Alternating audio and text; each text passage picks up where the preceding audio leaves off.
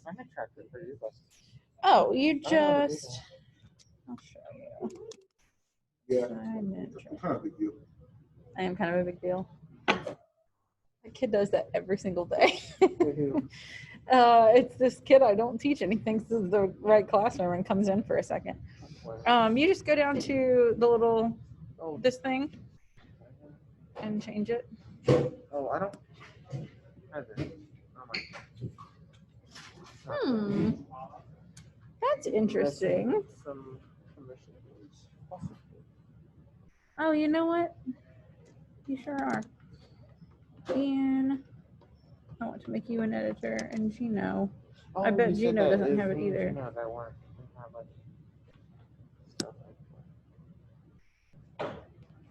Okay, refresh it and then see if you have permissions. Oh, hi. Your task. You send it to me? Okay.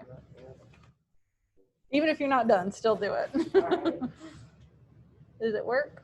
I have to close it up in that. Oh, okay. Oh, shoot. I guess I should open it. Oh, I did.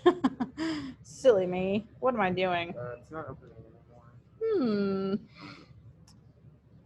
Maybe check your email and see if it sent you a new thing, because I shared it with you in a new way.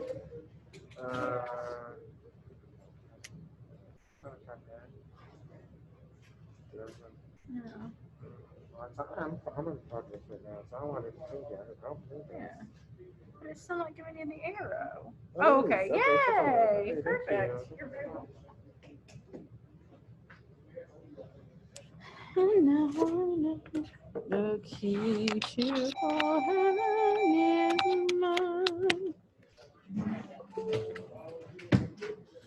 Da-da-da-do. Do-do-do-do. Da-do-do-do-do. This is the miracle that I've been dreaming of. Ba-da-da-doo. Come on, Power School. I know. Good morning. Oh my God, we've got Hamlet in here. Come in my room and laid on me like this. He is literally laid on my bed and me. Cannot fit long enough.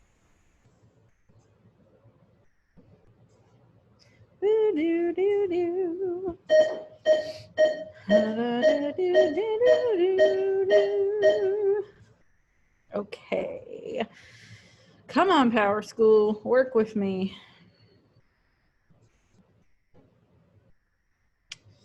Okay, Ian's here.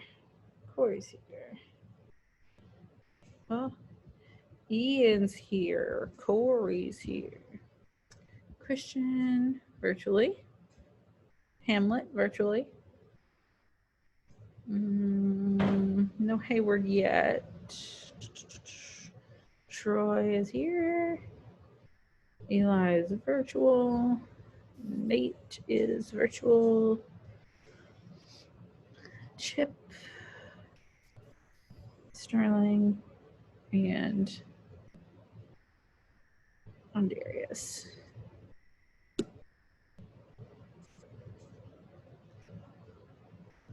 Come on, Power School. You can do it.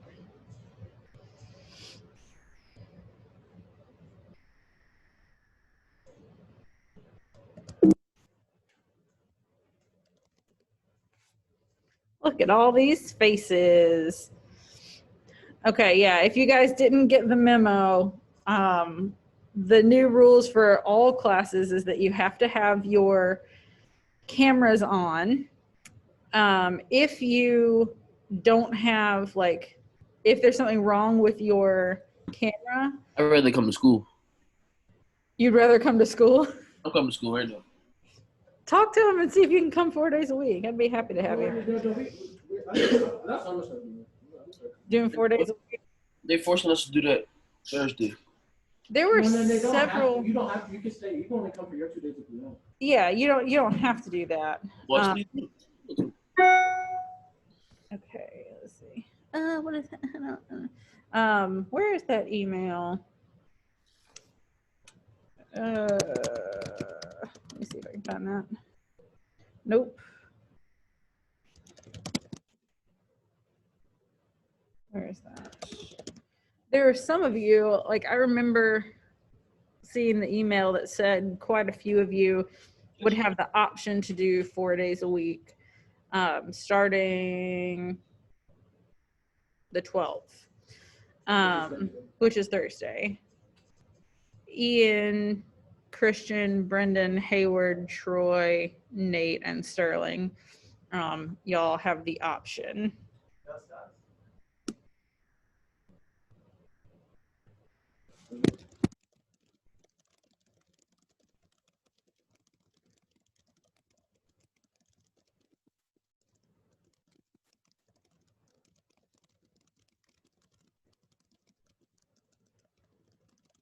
Sorry.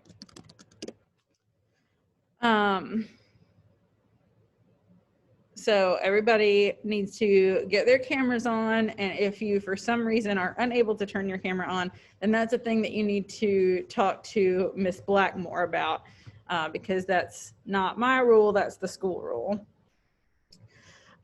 So also before we start today, I just want to talk to y'all a little bit about grades and late work and stuff, because obviously with this first quarter, it's just been tough, like getting started. And I know that some of you guys had a hard time, particularly like some of you who weren't here, who weren't doing in-person learning for a little while, and now you are. You're starting to like pick yourselves up a little bit. And so I definitely, for quarter one, I gave all of my classes a lot more leeway than I normally would. Like I normally don't do makeup days. I normally don't do stuff like send me things until grades are due. And from here on out, I'm not going to do that. And if you have special circumstances, then that's obviously something to talk to me about, or even have your parents talk to me about.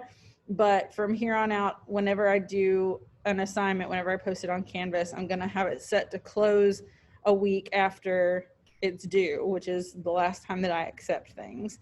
And again, if you are somebody with special circumstances, then we can talk about that, but just be aware. Okay, so we're gonna pick up with Hamlet today, and we're at Act 3, and we're gonna read a few pages and then kind of stop and talk, because Act 3, Scene 1 is where the most famous soliloquy comes from, to be or not to be. We've probably all heard at least that much of it. And we're gonna read that a little bit more in depth, and then actually watch a video of a couple of different people performing it, so you can kind of see just like different interpretations of it, and kind of get a different feel for, like, more than just us reading it out loud in class, somebody who really has studied the part and kind of knows what they're doing, and see how that changes the idea of it for you. Second. Okay. I'm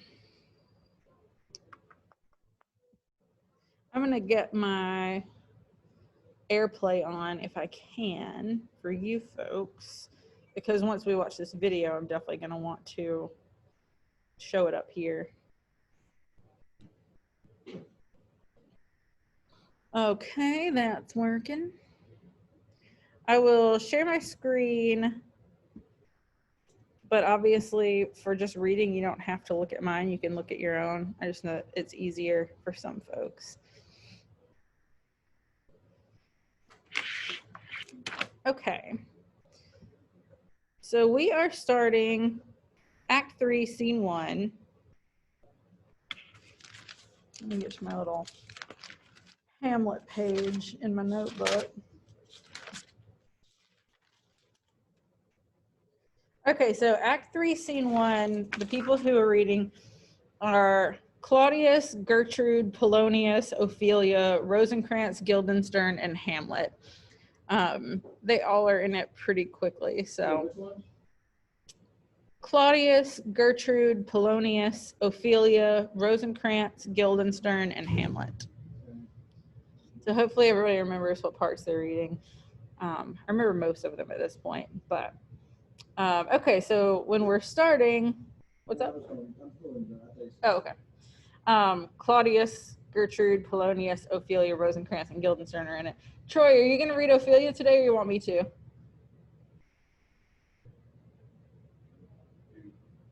Huh? Okay. Okay.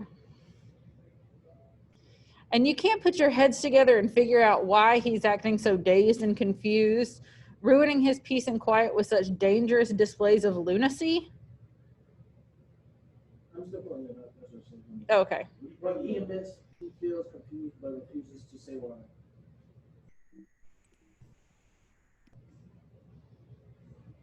Who is Guildenstern?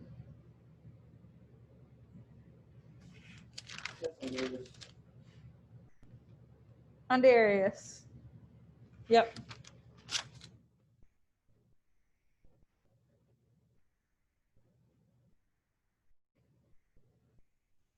Where you at?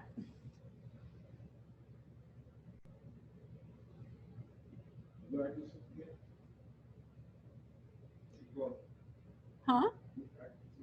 Act 3, Scene 1. Andarius, does your mic work? No?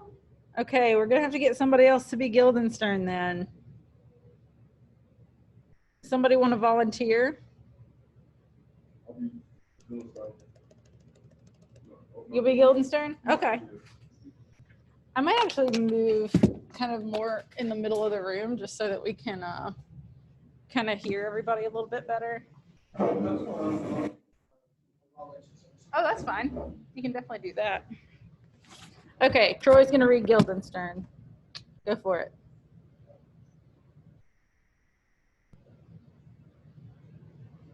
And he is not exactly eager to keep interrogated. He's very sly and dances around us questions.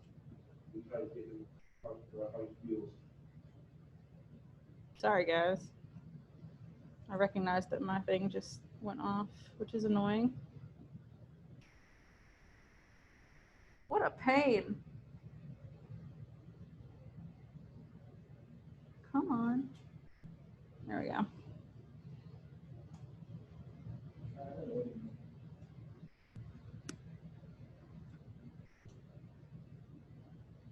We're getting it sorted out.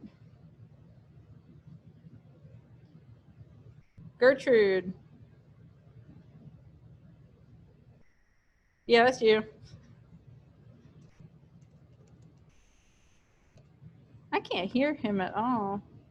Did he? Oh, there we go. Well, when you saw him,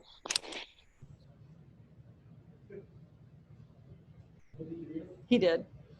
But yes, in a very gentlemanly way.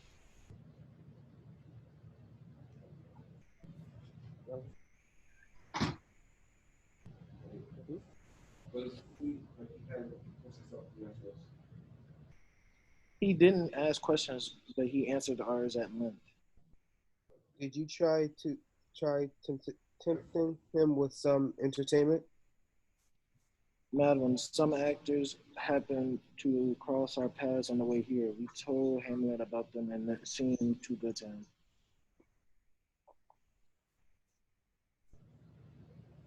And that's still you. They are at home at court now, and I believe they've been told to give a performance for him tonight.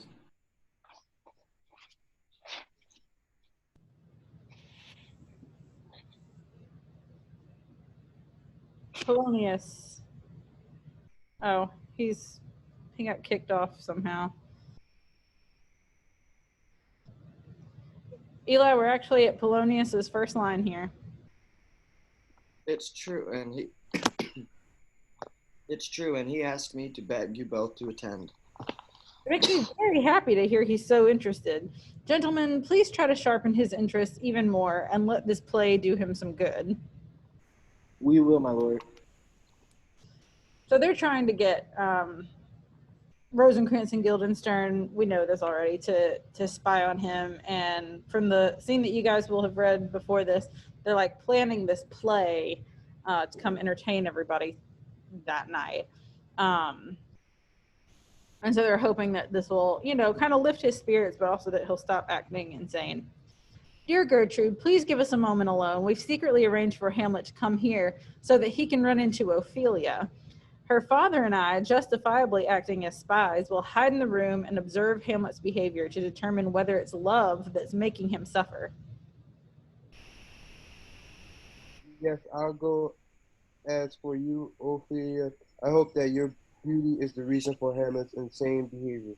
Just as I hope your virtues will return him to normal someday for the good of both of you. I hope so too, madam. It's my Ophelia voice. Ophelia, come here. Your Majesty, we will ride. Read from this prayer book, so it looks natural that you're all alone. Come to think of it, this happens all the time. People act devoted to God to mask their bad deeds. How right he is. His words whip up my guilty feelings. The whore's pockmarked cheek made pretty with makeup is just like the ugly actions I'm disguising with fine words. What a terrible guilt I feel. I hear him coming. Quick, let's hide, my lord. Okay, we're gonna pause here because this is the most famous soliloquy, the most famous part of Hamlet. So I want to look at it pretty in depth. And don't worry, Brendan, you'll get your chance to read. It is to be or not to be. I'm just gonna read it in the original text, and the first thing I want you to do is take note of any words that you don't know what they mean, because we'll talk about it after. And this goes on to the second page for the record. Brendan, eventually you will get to read the modern translation, but I just kind of want to go through this and explain it a little bit, and then I'm gonna read what? do you want to read? Actually, I'll let you read. I got some to finish actually. But we're gonna read this one in the original text. The original text. The original text. So just read it for now, and then everybody else take note of the words that you don't understand, and we'll kind of talk about it more in depth once Brendan finishes reading. All right, take it away, Hamlet. To be or not to be, that is the question, whether 'tis nobler in the mind to suffer the siblings and arrows of outrageous fortune, or take arms against the sea of troubles, and by opposing end them, to die to sleep no more, and by a sleep to say we end the heartache and the thousand natural shocks that flesh is heir to. 'Tis a consummation. Yeah, I got that one. Yes, sir. Devoutly. Oh, I'm about to get devoutly. Devoutly. See, I'm about to pronounce it right. Devoutly to be wished, to die, to sleep. To sleep, perchance, to dream. Dream A. That's I. Yeah. I. There's the rub. For in that sleep of death, what dreams may come when we have shuffled of this moral coil. Yeah. Mortal coil. That's what we just say. Must give us pause. There's a respect that makes comedy of so long life. We're not quite done. That's okay. Woo! You got it. For who would bear the whips and scorns of time, the oppressor's wrong, the proud man's contumely? Contumely. What that mean? I'm trying to remember that one. I might have to look that one back up. We don't use that word anymore. The pangs of the despised love. Yeah, that one. Yeah, that's one. The laws delay, the insolence of office, and spurns that patient merit of the unworthy takes, when he himself might his quietists. Mm-hmm. Quiet. Make with a bear bodkin. We'll talk about it. Oh my God. Who would fear those bears to grant the sweat under a weary life?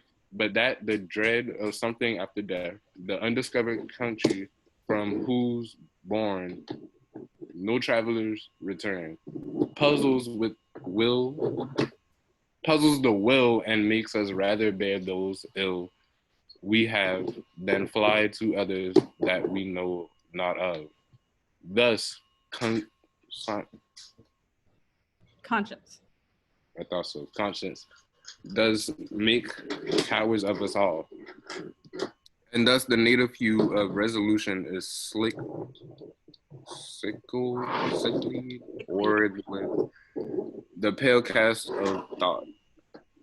And enterprises of great pith and moment with the regard their currents turn Awry.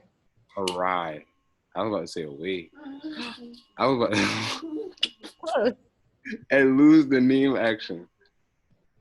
Soft you now, the fair Ophelia, I think that's right. In the orisons, be all my sins remembered. Okay, very good.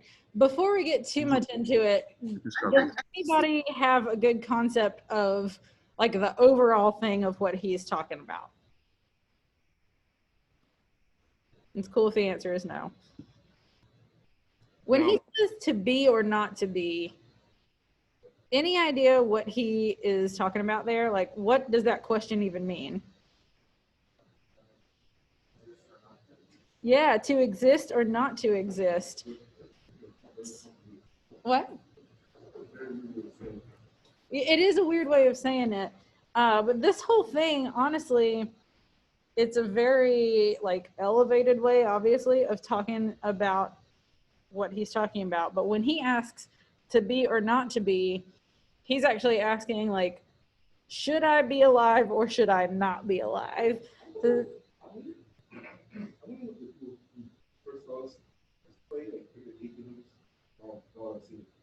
I don't know. Because he's really discussing like whether he should kill himself or not.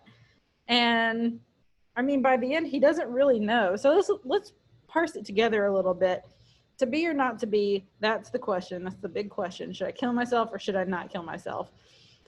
Whether 'tis nobler in the mind to suffer the slings and arrows of outrageous fortune or to take arms against the sea of troubles and by opposing in them. Is it better to just kind of suffer silently through all the stuff that life throws at you? Or should you take arms against them and kill yourself and just not have to worry about any of this stuff anymore? To die, to sleep no more. And he says, like, if we do that, if we sleep/die, we end the heartache and 1,000 natural shocks that happen during life. Was this one of the words that you guys didn't know? Consummation? I'm gonna actually open this chat so I can see. I didn't even see that y'all were talking. He's basically saying like, that sounds great. A consummation, that's like a completion, an end. That's a great way for that to end. To die, to sleep perchance to dream. Maybe if we die, we'll have pleasant dreams, but we don't really know. There's the rub. When he says there's the rub, he means like, there's the kicker. For in that sleep of death, what dreams may come when we have shuffled off this mortal coil. We don't really know what happens. When he talks about this mortal coil, that just means life, mortality. We don't know what happens afterwards. And like, what if it's a nightmare?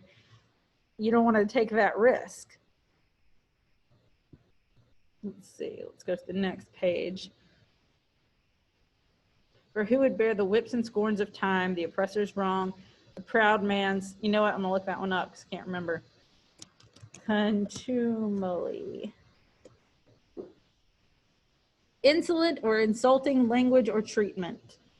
So like, who would put up with people treating you badly, people oppressing you, people talking bad about you, being rejected by love, legal issues, all of this stuff, like all of these things that make life really hard? Why would you put up with that when he himself might his quietus make with a bare bodkin?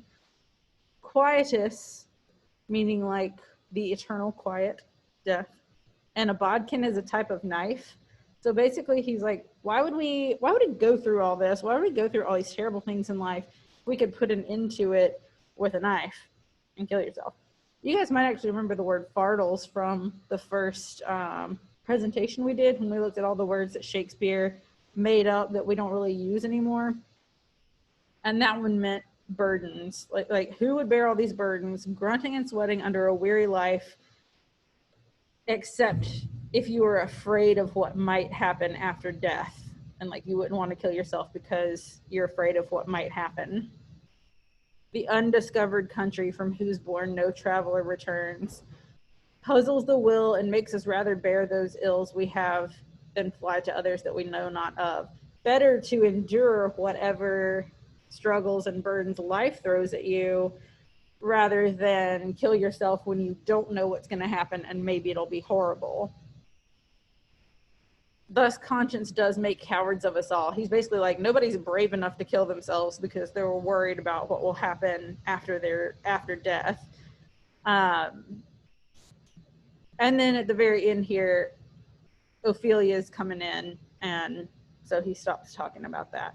So let's actually just go back now that now we can understand it a little bit more. We're going to read it in a second, but I wanted to watch at least one version and maybe a couple.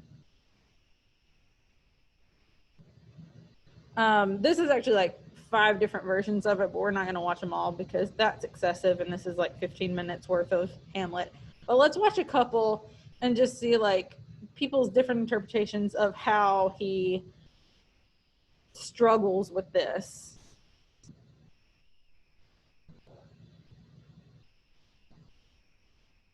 So this first one we're going to see actually is played by the guy that was Gilderoy Lockhart in the second Harry Potter movie, if that's helpful. And I'll turn it up for you guys.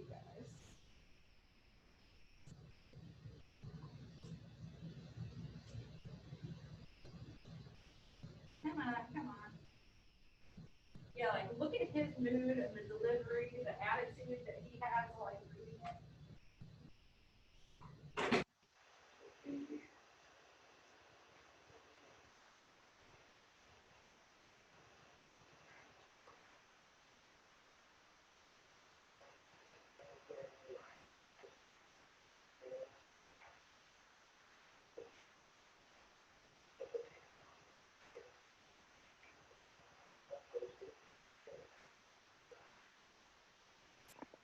I can't hear it. Let me see if I can turn it up at all.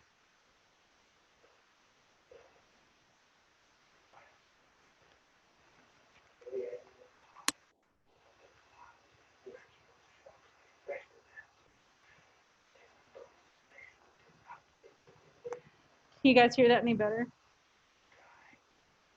I cannot hear it still. All right. And so Let's can go to a different one. Let's go to a different one and see if it's louder. And if not, it's not a big deal. This is not like, you don't have an assignment with this or anything. It's just interesting to see people's different interpretations. Let's go to this one at the end here. Let me know if you can hear this. Probably not. No, ma'am. All right. Well, I hate that we won't get to see that, but it'll be all right. Okay, so let's just go back then. And Hamlet, aka Brendan, let's read the more modern translation now so that we can kind of wrap our heads around it a little bit better. Ah! You guys all have it up on your things. Oh. I'll be that. Is this hang on, sorry. Okay, you guys can see my screen, right?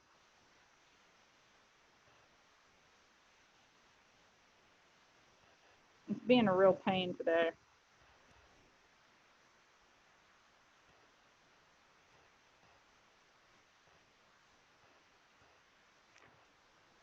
All right.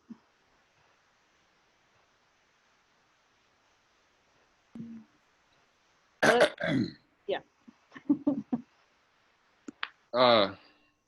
The question is it better to be alive or dead?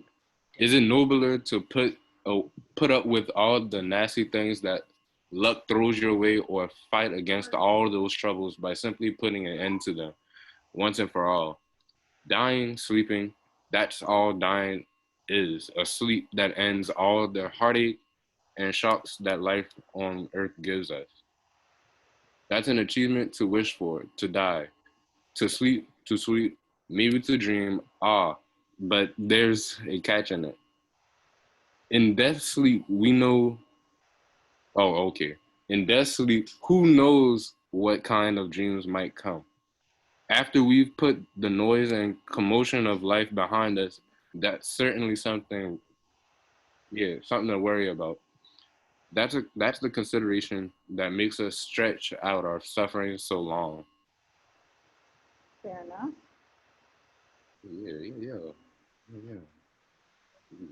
Yeah. Oh, another one. Okay. After all, who put up with all life's humiliation, the abuse from superiors, the insult of arrogant men, the pangs of unquitted love? Yeah, that one.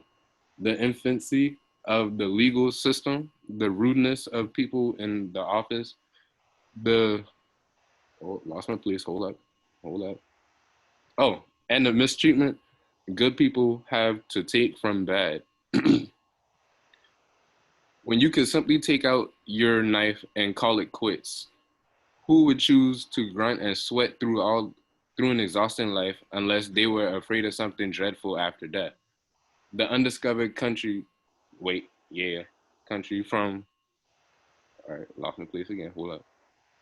Uh, which no visitor returns, which we wonder about without getting any answers from, and which makes us stick to the evils we know, rather than rush off to seek the ones we don't. Fear of death makes us all cowards, and our natural boldness becomes weak with too much thinking. Actions that should be carried out at once get misdirected and stopped being actioned at all. But here comes here comes the beautiful Ophelia, pretty lady. Please remember me when you pray. Okay. So before we continue, let's just talk for a second about what he's going through. Like, I feel like our automatic reaction when somebody's talking about suicide is like, no, don't do that. But like, to be fair, he's going through a lot of stuff right now. His dad has been murdered. He's seeing a ghost. His mom has married his uncle. He is having issues with his relationship with Ophelia. It's just a lot.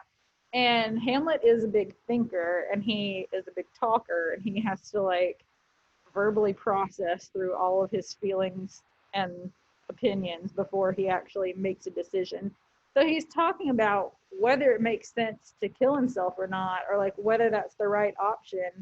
Do you guys think that he is being dramatic? Do you think that um, he's got real reasons to think maybe he should kill himself? What's your opinion on what he's thinking?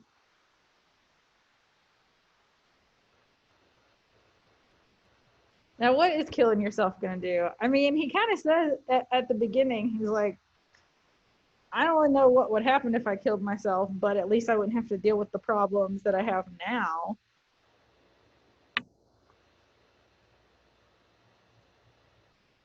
That's on him, man. That's on him. What's on him? Yeah, Bob. Yeah, like there might be better ways of handling it. talk to your mother. Talk to your mother, dude. Tell her how you're feeling. And like, I feel like, what other thing was it in this class where we were like, nobody communicates with each other, and that's like half the issue. I don't think it was this class, but one of my other classes read something where like, if people just talk to each other. Oh, it was in my other class we were doing the Crucible. Did you guys read the Crucible? We read the okay. We were talking about that and about how like so many issues could have been sorted out if like John Proctor and his wife just talked to each other. And I kind of feel like it's the same thing here. Like if Hamlet just was open and honest with his mother and with Ophelia, things could be solved a little bit more easily. His philosophy makes sense, but I'd say go talk to someone. I would too. And Sterling said, I think he's just really stressed, so he's feeling like there is no other option. And to be fair, I think if I were seeing the ghost of my dead dad, I'd be stressed about it too and like not sure what else to do. But we'll see. I mean, we already know that like pretty much everybody's going to die in this play. Do you guys think Hamlet is going to kill himself, or do you think that he will die some other way? He finna die. He finna kill himself. Is he laughing about it? I know. Chip thinks be killed. Okay, well we're gonna see. A lot of people die. All right, Ophelia and Hamlet. Hello, my lord. How have you been doing lately? Very well, thank you. Well. My lord, I have some mementos of yours that I've been meaning to give back to you for a long time now. Please take them. No, it wasn't me. I never gave him anything.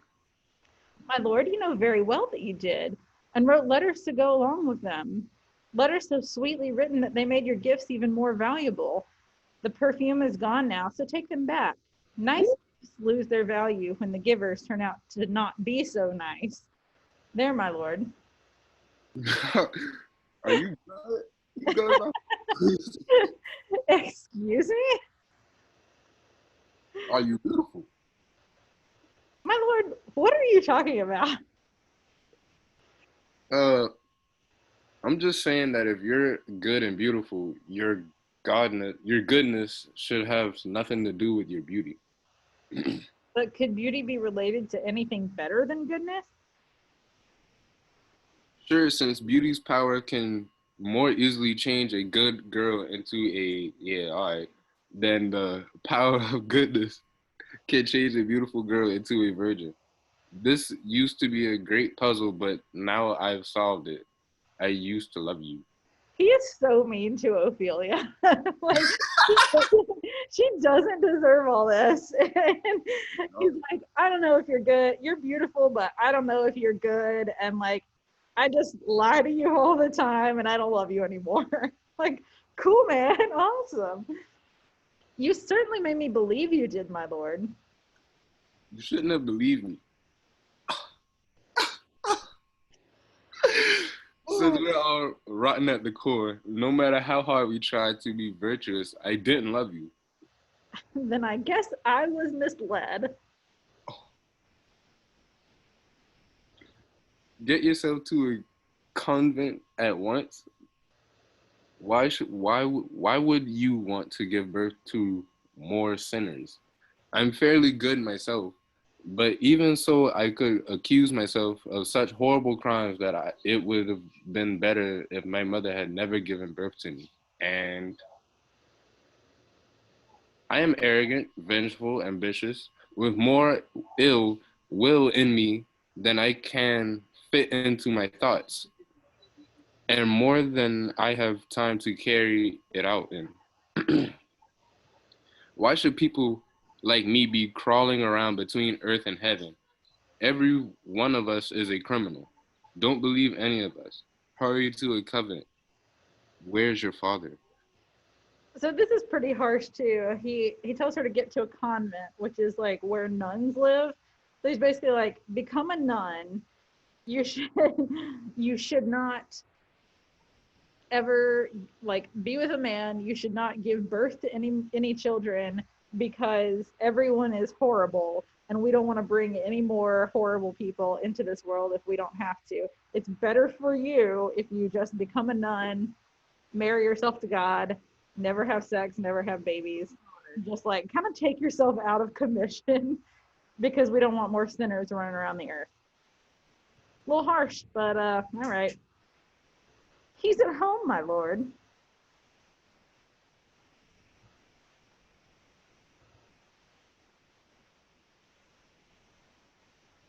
Hamlet.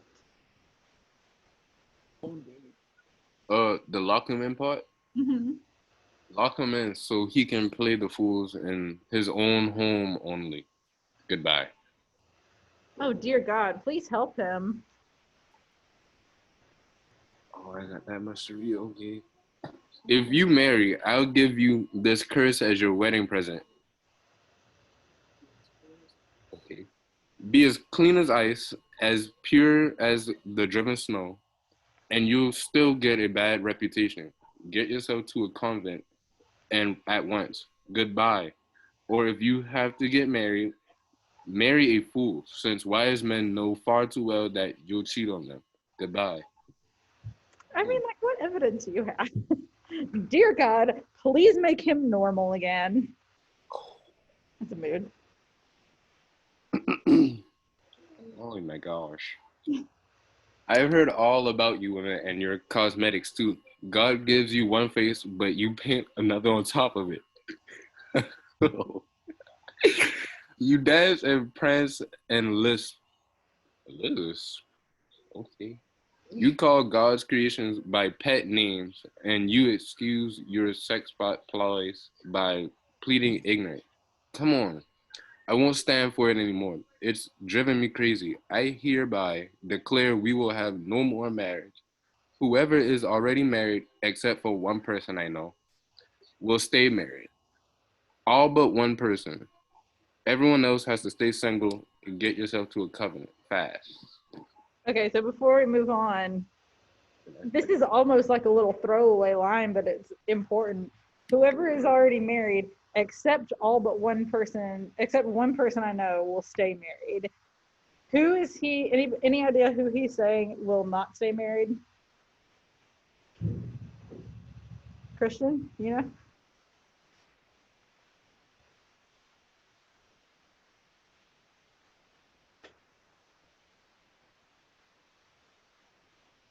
Anybody know?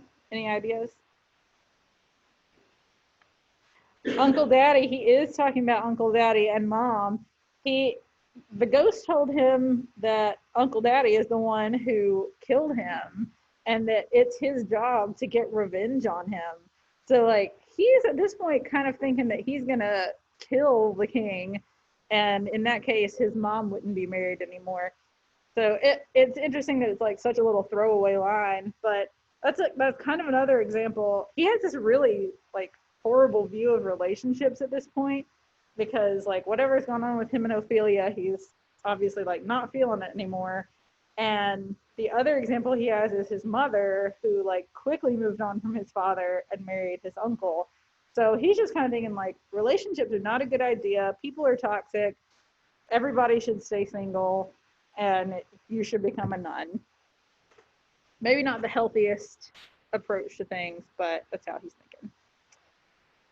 Oh, how noble his mind used to be, and how lost he is now. He used to have a gentleman's grace, a scholar's wit, and a soldier's strength. He used to be the jewel of our country, the obvious heir to the throne, the one everyone admired and imitated. And now he has fallen so low, and of all the miserable women who once enjoyed hearing his sweet, seductive words, I am the most miserable. A mind that used to sing so sweetly is now completely out of tune, making harsh sounds instead of fine notes. The unparalleled appearance and nobility he had in the full bloom of his youth has been ruined by madness. Oh, how miserable I am to see Hamlet now and know what he was before. So Claudius and Polonius come in. Man voice. Love, his feelings don't move in that direction, and his words, although they were a little disorganized, weren't crazy. No, his sadness is hatching something like a hen does sitting on an egg.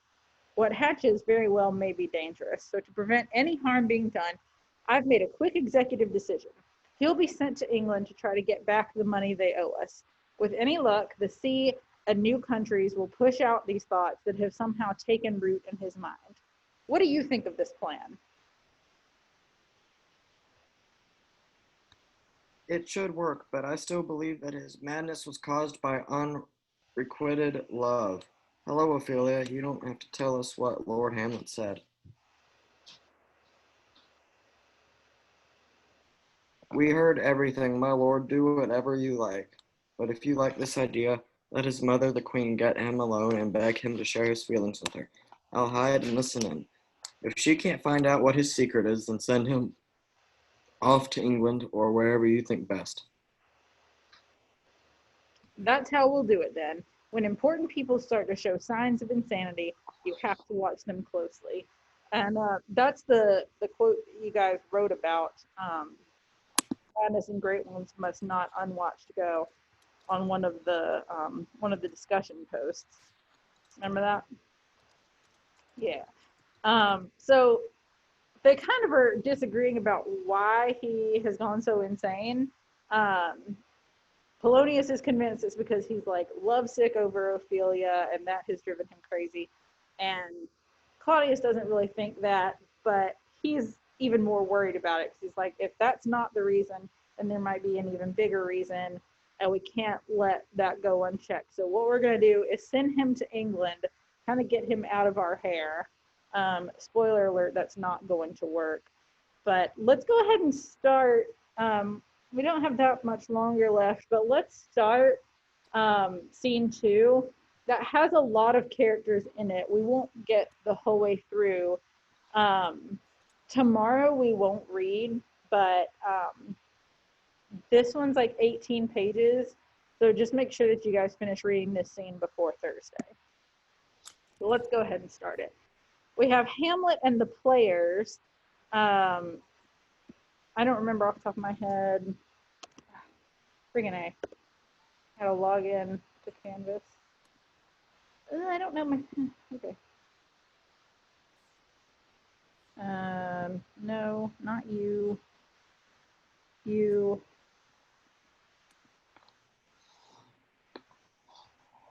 You. Hamlet reading part. Players. First player is Troy. If there's a prologue, that's also you. The player king is Ian. I'm reading the player queen. If we get to anybody else, and I doubt we will, we'll take another look back at that. Huh? I don't know if we have the ghost in this scene. I don't think we do. Was what?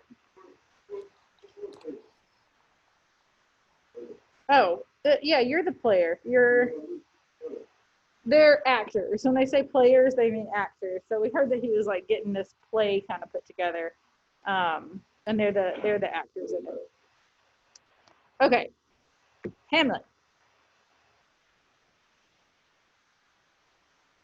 Those eyes, though.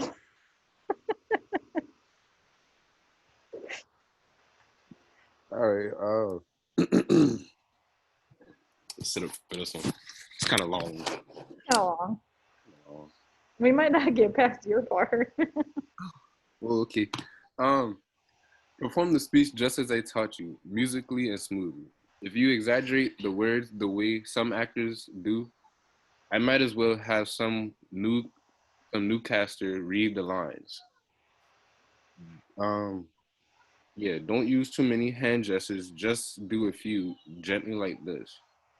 When you get into a whirlwind of passion on stage, remember to keep the emotion moderate and smooth. I hate it when I hear a blustery, yeah, I think that's one, blustery actor in a way tear a passion, tear, there we go. In a way tear a passion to shreds, bursting everyone's eardrums so as to impress the audience on the lower levels of the playhouse, who for the most part can only appreciate loud noises and pantom. Yeah. Pantomime? Mhm. All right. Pantomime shows. I will whip a guy for making a tyrant sound too tyrannical. That's as bad as those old plays in which King Harold ranted. Please avoid doing that.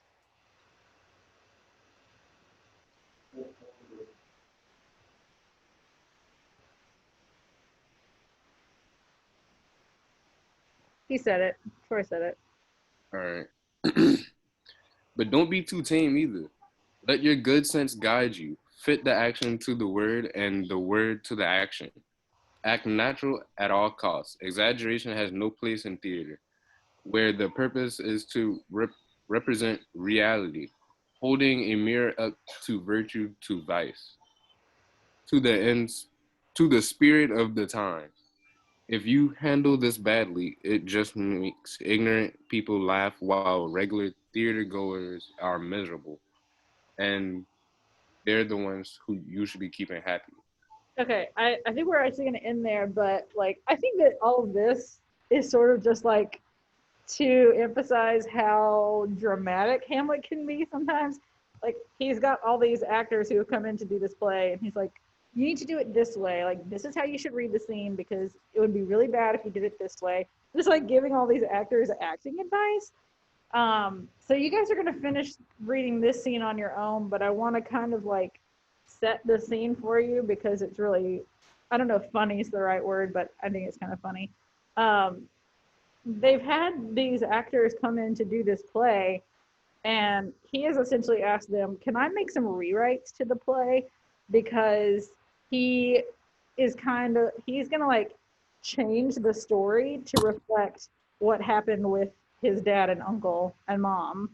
And I mean, it's the most passive aggressive thing in the world, but he's like gonna make King Claudius watch a play that's exactly like a replication of what he did, murdering his brother, and like is hoping that he'll feel guilty about that. We'll see if it works. But tomorrow we're gonna have a writing assignment, like a discussion post, like we typically do on Wednesdays. And then you guys just finish reading scene 2 by Thursday. Any questions before I let you go? Nope. All right, I will see y'all tomorrow.